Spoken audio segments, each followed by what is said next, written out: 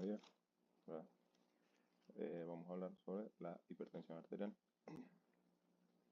¿Qué es la hipertensión arterial? La hipertensión arterial, como tal, no hay una definición de qué es hipertensión arterial, a pesar de que la OMS la define como un trastorno en el que los vasos sanguíneos tienen una tensión persistentemente alta que obliga al corazón a realizar un mayor esfuerzo para bombear sangre. Ahora, otras literaturas también dicen que la hipertensión arterial es el punto en donde, supongamos que tenemos a un paciente con hipertensión arterial. ¿Qué pasa si lo dejamos así y no lo tratamos? El paciente se va a empeorar, pero si lo tratamos, pues va a mejorar. Para la hipertensión arterial, aplica lo mismo. O sea, para la hipertensión arterial es el punto en el que hay más beneficios de tratar al paciente que dejarlo así, porque si lo dejamos así podemos ver que puede tener muchísimas otras complicaciones. Tenemos en cuanto a la epidemiología, ¿verdad? Que es diríamos, una de las enfermedades que más afecta al humano, porque hay más de 1.000 millones de personas afectadas por esto, con una mortalidad de aproximadamente 9.4 millones de muertes al año. Además, el 50% de las personas no saben que tienen hipertensión arterial y solamente 1 de cada 5 personas realmente está controlado. Además, padecer de hipertensión arterial duplica el riesgo cardiovascular de sufrir otras enfermedades. Además que potencia otros factores de riesgo.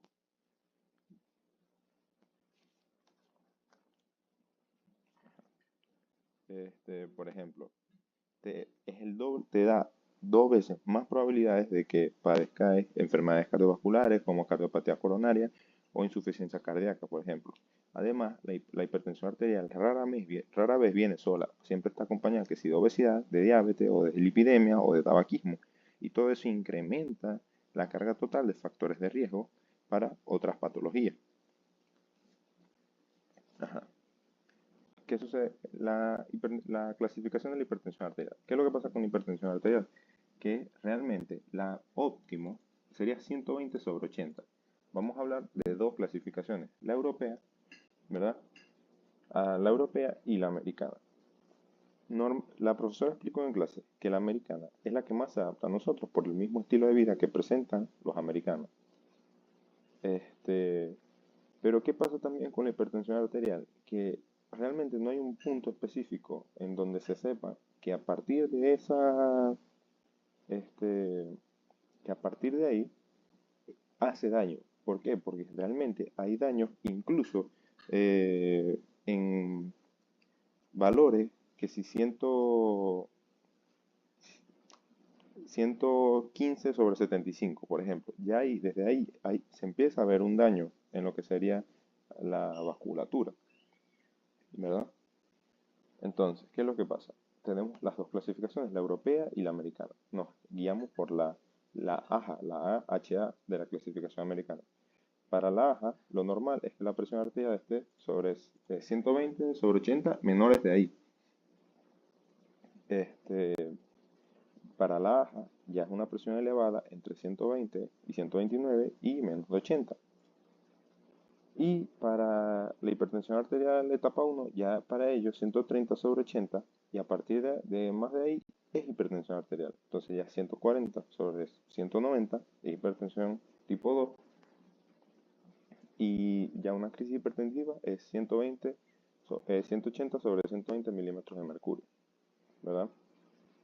¿Por qué la americana? Porque la americana tienen alto consumo de sodio, no caminan, no hacen ejercicio, un índice de obesidad mucho más grande y todo eso es muy parecido a lo que hay en el Zulia. El repaso fisiológico por encima. Presión arterial es igual a gasto cardíaco por resistencia vascular periférica. ¿Qué pasa? Que el gasto cardíaco depende del volumen sistólico y el volumen sistólico a su vez depende de la precarga, de la poscarga y del inotropismo, de la contractilidad que tenga el corazón y la frecuencia cardíaca. La resistencia vascular periférica está determinada por dos componentes. La estructura del vaso, es decir, la rigidez que tenga el vaso, el diámetro que tenga el vaso, ¿qué más? Ya, déjame acordar.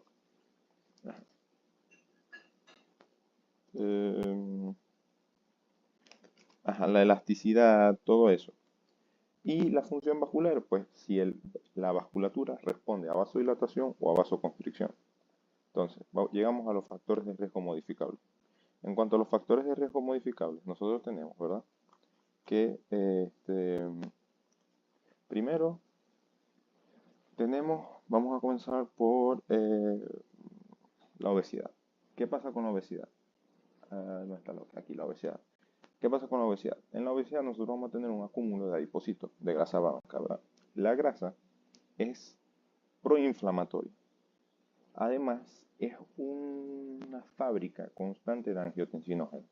Entonces, creo que si tenemos mucho angiotensinógeno, es uno de los principales factores para comenzar el sistema renina-angiotensina-aldosterona, a pesar de que realmente el quien inicia la cascada bioquímica del sistema renina-angiotensina-aldosterona es la renina. Pero si tenemos mucho angiotensinógeno constante fluyendo, pues a la mínima que tengamos renina se va a activar el sistema renina-angiotensina-aldosterona, ¿verdad? Ok, ¿qué más? El consumo de sodio, la ingesta elevada de sodio. ¿Qué pasa cuando nosotros tenemos niveles altos de sodio, ¿verdad? El riñón se vuelve ineficaz en excretarlo, entonces se acumula. Como no se filtra, el sodio arrastra agua. ¿Y a dónde va a arrastrar agua? Al espacio vascular. Entonces, todo eso por ósmosis, atrayendo el agua, va a aumentar la volemia y por ende va a aumentar el gasto cardíaco. Entonces, recordando, si aumentamos el gasto cardíaco, aumenta la presión arterial. Además, ¿qué pasa? Un aumento del sodio daña lo que sería el contratransportador sodio-calcio en el músculo liso vascular, en las arterias. Entonces, ¿qué pasa en el músculo liso vascular? Que si no logramos sacar el calcio, va siempre a estar en un constante estado de vasoconstricción el vaso. Y eso aumenta la resistencia vascular periférica. Y si aumentamos la resistencia vascular periférica porque el vaso está constantemente en vasoconstricción, aumenta la presión arterial.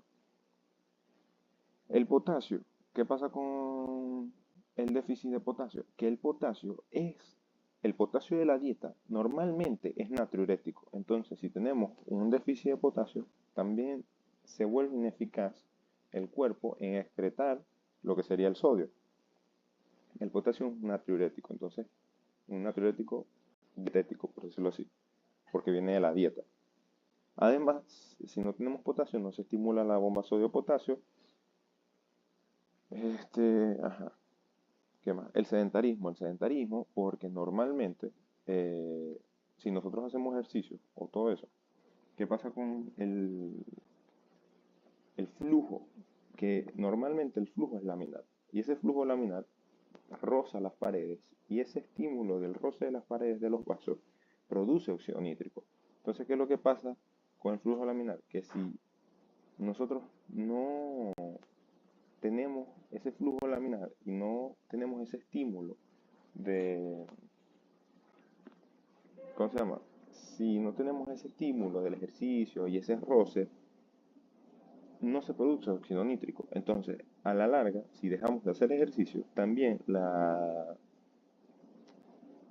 fuerza de cizallamiento, el cuerpo olvida la vía metabólica para producir óxido nítrico por ese flujo laminar que roza las paredes. El alcohol. ¿Por qué el alcohol? Porque el alcohol también es un factor de riesgo. Porque el alcohol aumenta lo que sería la hormona liberadora de corticotropina. Eso va a la glándula pituitaria y produce ACTH, o sea, hormona adenocorticotrópica. Eso va a la glándula suprarrenal y produce cortisol. Y el cortisol tiene un efecto como mineralocorticoide, entonces absorbe sodio y agua.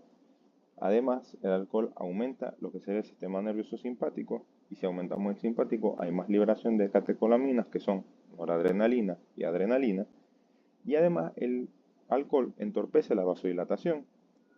Otra cosa mala del alcohol también es que es un excretor de magnesio, ¿verdad?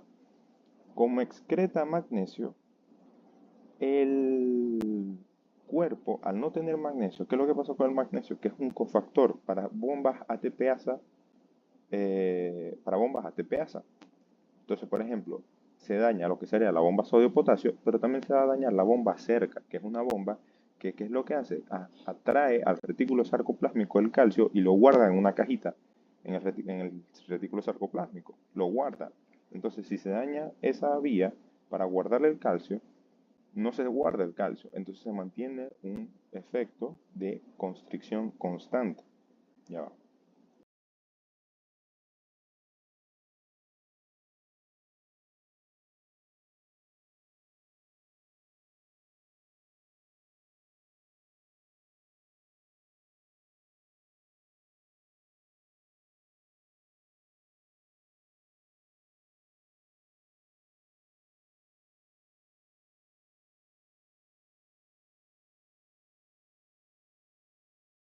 Ajá.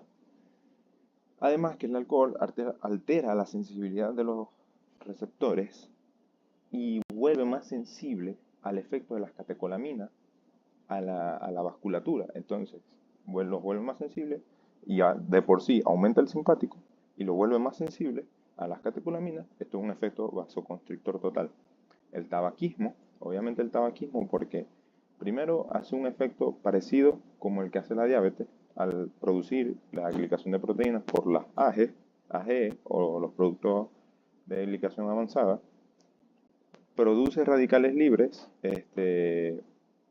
lo que lleva a una disfunción endotelial y a una falta de óxido nítrico, genera un ambiente proinflamatorio, un ambiente protrombótico y además le vuelve a las plaquetas hiperreactivas, por lo que hay una agregación, un aumento en la agregación plaquetaria, ¿verdad?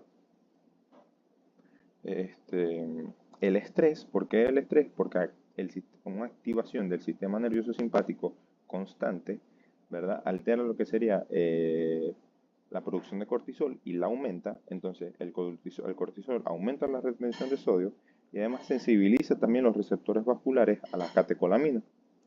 La insulina, la resistencia a la insulina, ¿por qué? Porque la insulina cruza la barrera hematoencefálica, lo que produce una mayor producción de catecolaminas, ¿verdad? Estas catecolaminas llevan a mayor retención, a una mayor producción de catecolaminas. Además, produce retención de sodio, produce una disfunción en cuanto a la producción de óxido nítrico, y si no hay óxido nítrico, ajá, se había cortado. Vamos a buscarlo aquí, porque aquí está. ¿Qué pasa? La resistencia a la insulina. A nivel central, la insulina cruza la barrera hematoencefálica y estimula el sistema nervioso simpático para liberar catecolaminas y además aumenta la frecuencia cardíaca, el gasto cardíaco y la resistencia vascular periférica. ¿Qué es lo que pasa? Que también el riñón no pierde la sensibilidad a la insulina y retiene más sodio y agua debido a que tiene un efecto antinatriurético y aumenta el volumen intravascular y altera la natriuresis, ¿verdad? Provoca un bloqueo en la producción de óxido nítrico y obviamente deja libre a lo que sería el vasoconstrictor principal, que es endotelina 1. Y por último, convierte la grasa visceral en una fábrica endocrina que activa el sistema renina-angiotensina-aldosterona, aumentando aún más la vasoconstricción y la retención de líquidos, elevando la poscarga y los valores de tensión arterial. Entonces, ¿qué pasa también con otro factor de riesgo? Es la diabetes. ¿Por qué es la diabetes? Primero por los productos de glicación avanzada, que eso genera un daño al endotelio, un remodelado vascular, aumenta la resistencia vascular y además causa un engrosamiento vascular y todo esto lleva a mayor hipertensión. En cuanto a los factores de riesgo no modificables, tenemos la edad, ¿verdad? Tenemos la edad que a lo largo, lo que también hablamos, la senescencia vascular, pierde elasticidad, pierde distensibilidad la arteria y eso va aumentando a medida que aumenta la edad, pues. La genética, ¿qué es lo que pasa con la genética? Que es un factor en cuanto a una relación del ambiente y una relación de la genética. ¿Por qué? Porque si bien hay factores que se le dicen herencia faltante, que nosotros heredamos una susceptibilidad a padecer algo, es el ambiente quien activa a nivel genético esa susceptibilidad, ese gen, para nosotros tener hipertensión arterial. La raza o la etnia, pues la raza negra tiene un 33% de posibilidades o de mayor probabilidad de padecer hipertensión arterial más severa a una edad más temprana y tienen mayor tasa de sufrir de hipertrofia del ventrículo izquierdo. Los caucásicos tienen un 28% de susceptibilidad y los latinos un 20%. Los hombres pues tienen mayor susceptibilidad a la hipertensión y las mujeres después de la menopausia por el, este, la protección estrogénica. Ajá. Creo que era este. Mm.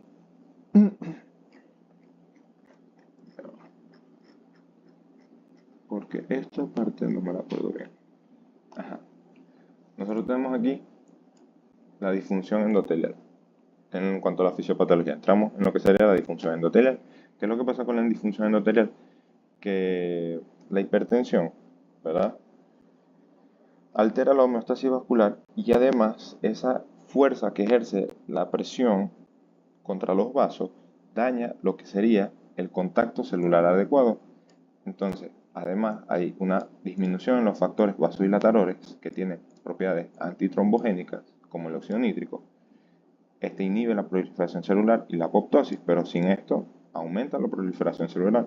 Se altera el lecho vascular y hay un desequilibrio que favorece un estado permanente de vasoconstricción, ¿verdad?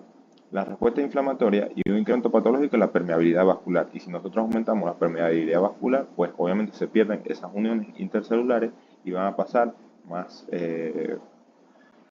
sí, pasan más cosas a ese espacio subendotelial. Este, Además, eso facilita las lesiones en órganos diana y el desarrollo de aterosclerosis. Esta disfunción está vinculada estrechamente con alteraciones en el transporte transmembrana, en la alteración del sistema renina-angiotensina-aldosterona. Hablábamos que, por ejemplo, hay ciertos factores de riesgo que aumentan la activación del sistema renina-angiotensina-aldosterona. Eh, la renina es un paso limitante.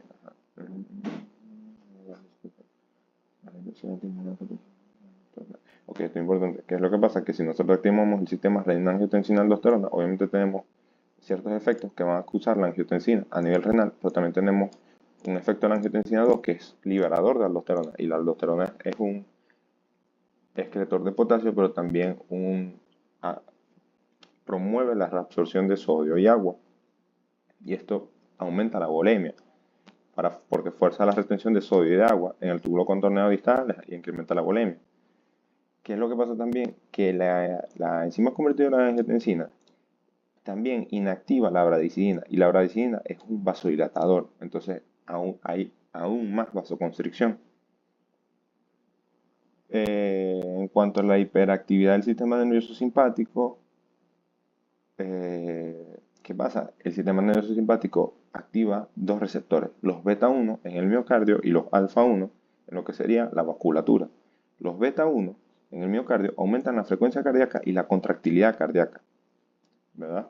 Todo eso eleva el gasto cardíaco y a nivel vascular estimula los receptores alfa 1, que lo que activa es una vasoconstricción periférica.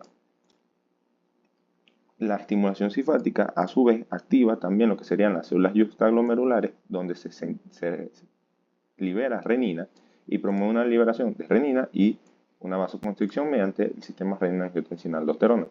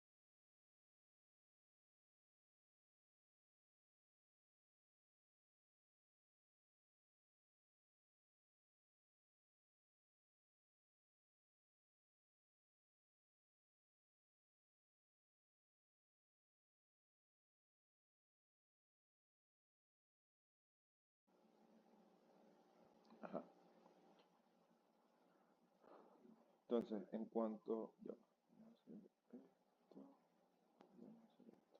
Ujú.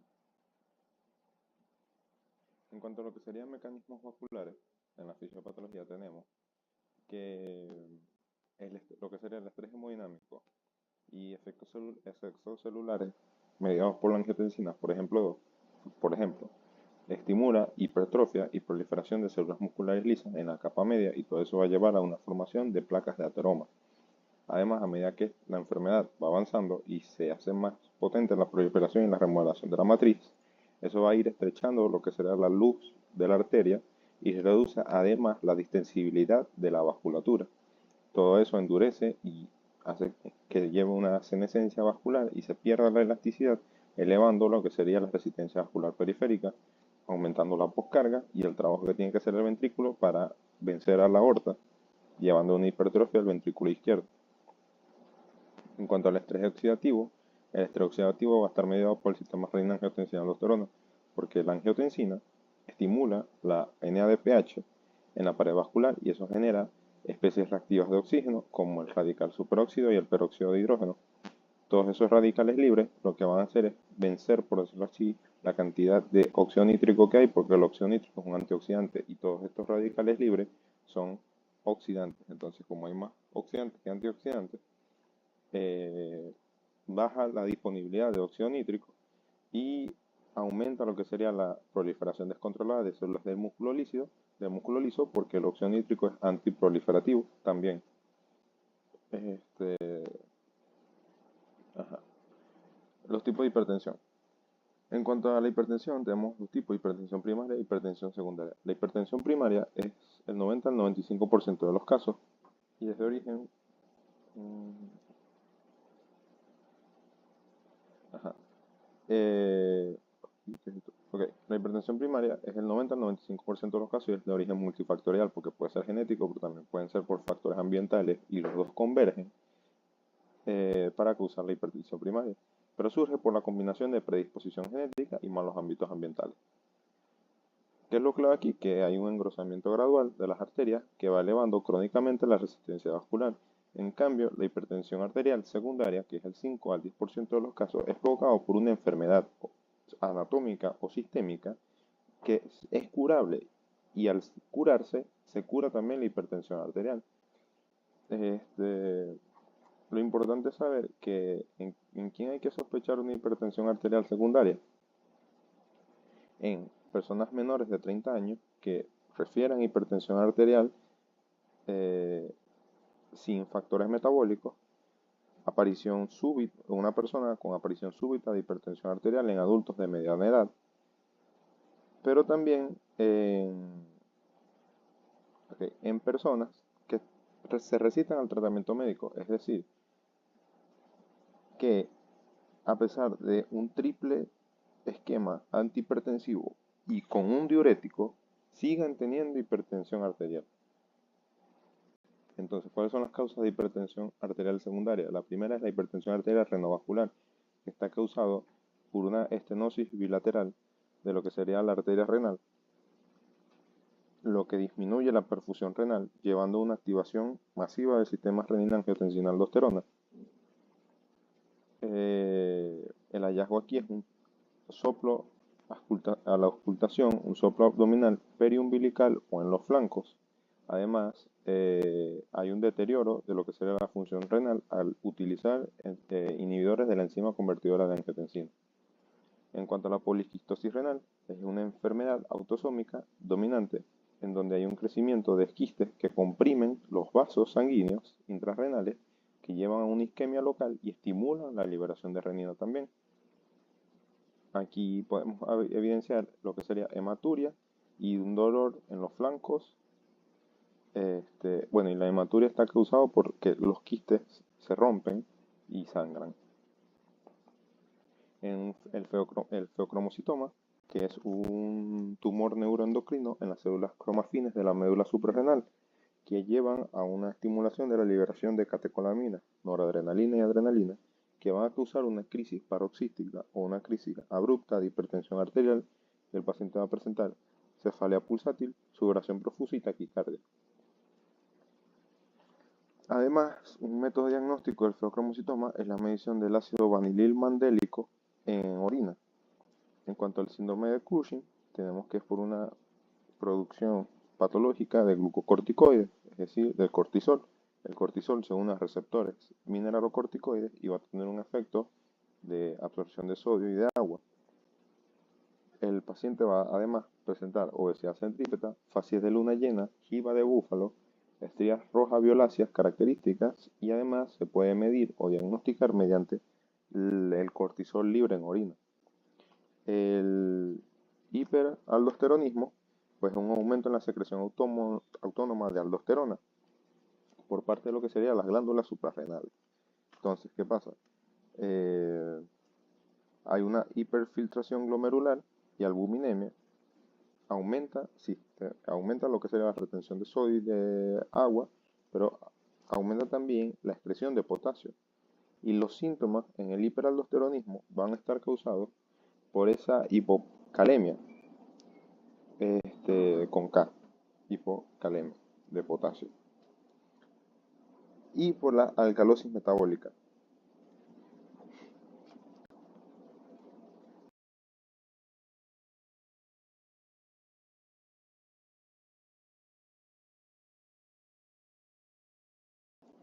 Ajá. En alteraciones tiroideas vamos a tener hipertiroidismo. En el hipertiroidismo tenemos taquicardia, este, ¿cómo se llama? Sí, taquicardia, temblores, pérdidas de peso, pero en el hipertiroidismo vamos a tener una hipertensión arterial sistólica, mientras que en el hipotiroidismo hay bradicardia, piel seca, mixedema, hipertensión, y la hipertensión arterial es diastólica. Además, si mal no recuerdo, en el hipotiroidismo, aquí está, hay bradicardia, piel secas, mixedema y los reflejos osteotendinosos enlentecidos. Mientras que en el hipertiroidismo hay taquicardia, pérdida de peso, exoftalmos y sudoración y temblor. En el hipertiroidismo hay un aumento en la estimulación beta adrenérgica y aumenta el gasto cardíaco, y al aumentar el gasto cardíaco aumenta la tensión sistólica. Sí. Este es el síndrome de Cushing, un ejemplo de cómo se ve. La apnea obstructiva del sueño.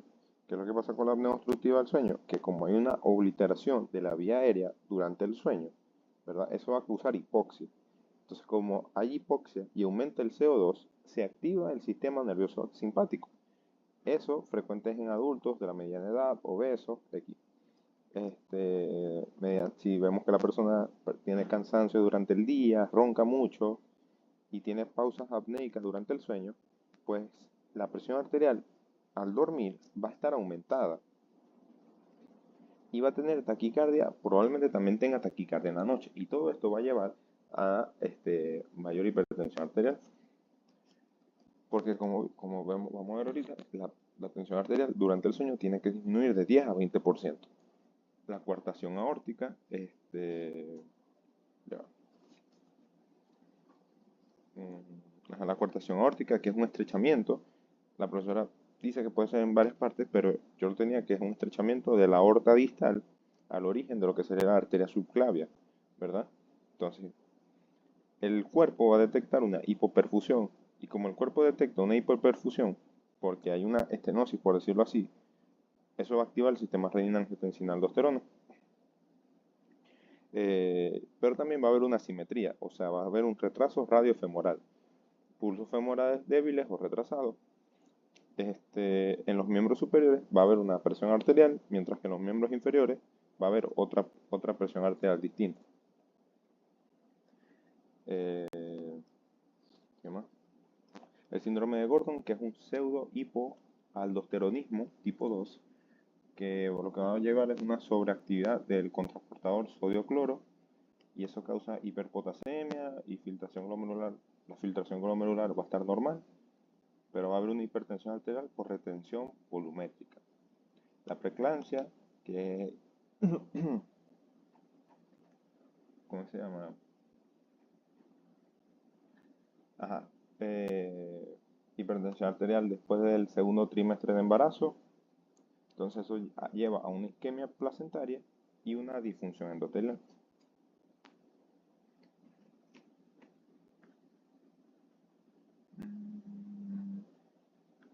En cuanto a las complicaciones, en cuanto a las complicaciones, vamos a ver que son alteraciones estructurales y funcionales en el lecho arterial y en órganos por presión arterial elevada sostenida.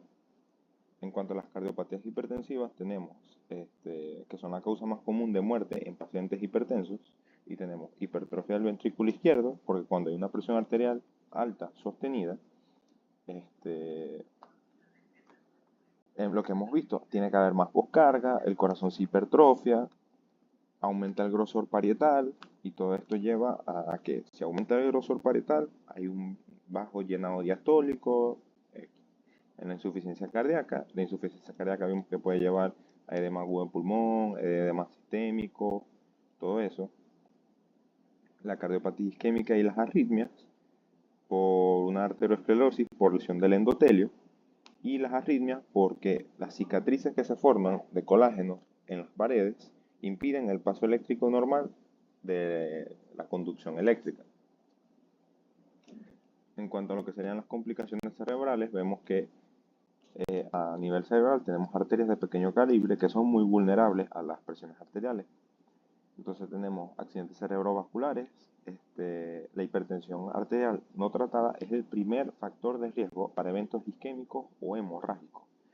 Entonces sabemos que si es por isquemia, es por falta de oxígeno, eso puede ser por un ateroma, o si es por hemorragia, por ejemplo, supongamos que tenemos la presión arterial alta, elevada. Eso va a cambiar la estructura a nivel vascular de esas arterias de pequeño calibre y las vuelve frágiles y rígidas. Entonces, esas arterias se pueden romper por la presión arterial elevada, causando microaneurismas llamados de Charcot-Bouchard, que causan un sangrado intracerebral. La encefalopatía hipertensiva causa cefalea intensa, náusea o vómito en proyectil y alteración de la conciencia. Estas encefalopatías hipertensivas están causadas por una vasodilatación debido a que la presión arterial supera el límite de autorregulación cerebral. Ya vamos a ver eso ahorita. El deterioro cognitivo por infartos que se dan en pequeños puntos, en pequeños focos que lesionan la sustancia blanca. Entonces, por eso es que hay deterioro cognitivo, porque la hipertensión arterial engrosa la arteria, se ocluye la luz y eso lleva a un evento isquémico. En las complicaciones renales tenemos la nefroesclerosis, que disminuye el flujo sanguíneo al riñón y el filtrado de toxinas por una arteriosclerosis. La proteinuria y microalbuminuria por un daño en la barrera de filtración glomerular por la hipertensión arterial alta. La hipertensión arterial maligna, que es una necrosis fibrinoide de lo que sería la arteriola aferente, la arteriola de entrada. Entonces, eso disminuye lo que sería la función renal y eso tiene una mortalidad del 50%, porque el glomérulo no está recibiendo sangre. En cuanto a las arterias periféricas, tenemos lo que hemos visto siempre, la afectación de la aorta, que por aneurisma de la aorta abdominal, eso lleva a una pérdida de elasticidad y una disección de la aorta.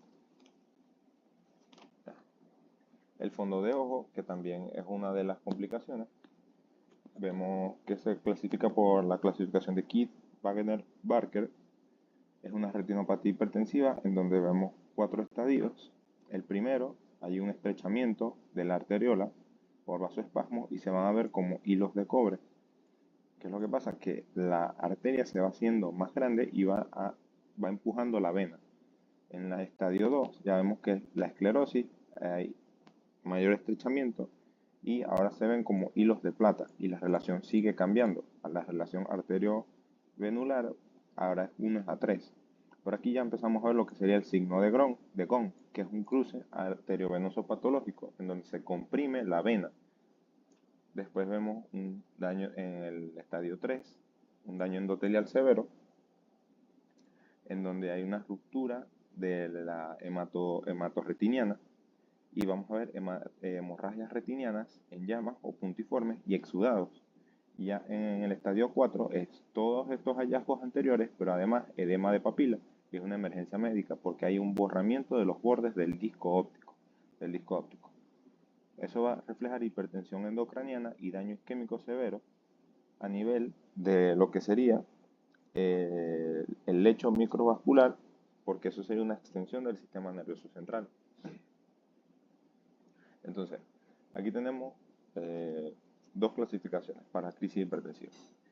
Esto es lo que sería presión arterial agudamente elevada o urgencia hipertensiva y emergencia hipertensiva. Forman parte de crisis hipertensiva. O sea, en crisis hipertensiva vamos a tener dos tipos de crisis hipertensiva. Una crisis hipertensiva que es una emergencia o una crisis hipertensiva que es una urgencia. Ajá, ahora se le dice así, presión arterial agudamente elevada, pero la profesora dice que con que le digamos urgencia está bien. Entonces, ¿qué es lo que pasa con la urgencia? Que en la urgencia es una persona que te llega a la emergencia, ¿verdad? O una crisis hipertensiva que es 180 sobre 110. Ese es el valor de una crisis hipertensiva, 180 sobre 110.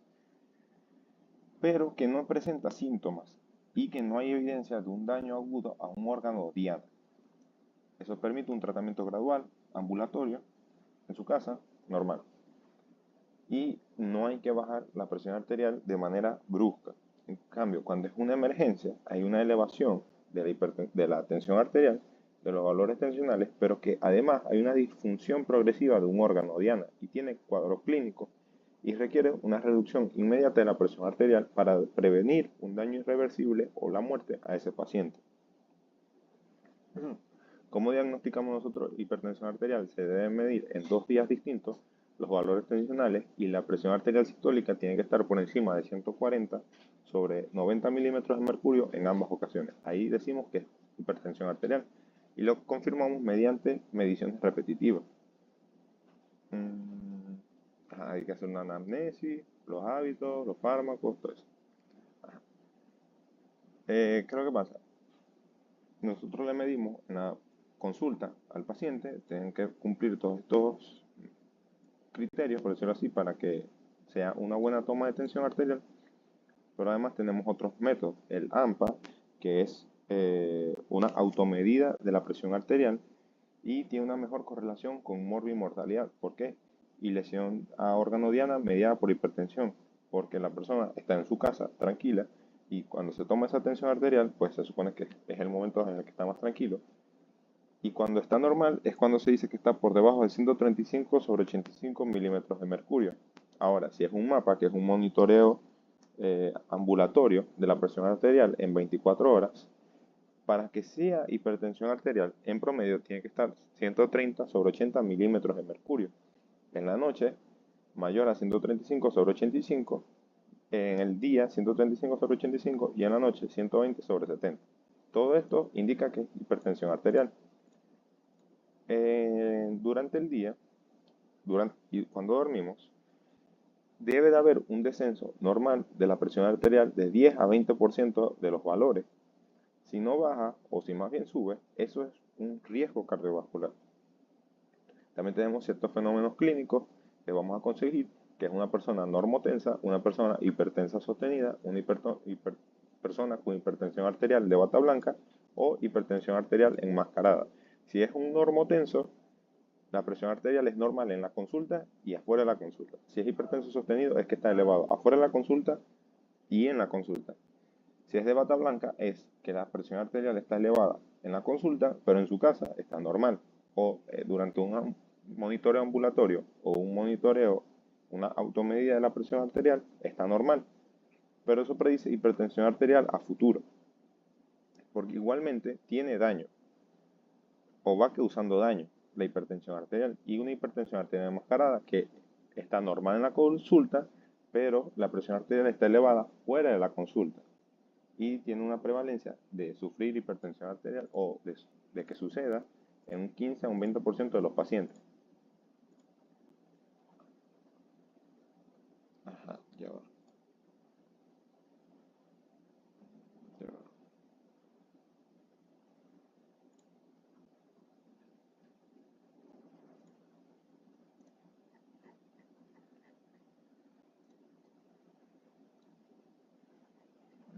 Ya va. Ajá. La poliquistosis renal hay que hacer un ecograma renal. La hipertensión renovascular es el soplo abdominal. La coartación de la aorta, angiografía. Cushing, cortisol en orina. Enfermedad renal crónica, creatinina, hipoalbuminuria. Si es eclampsia, lo de la hipertensión en el embarazo, es hipertensión después del segundo trimestre del embarazo.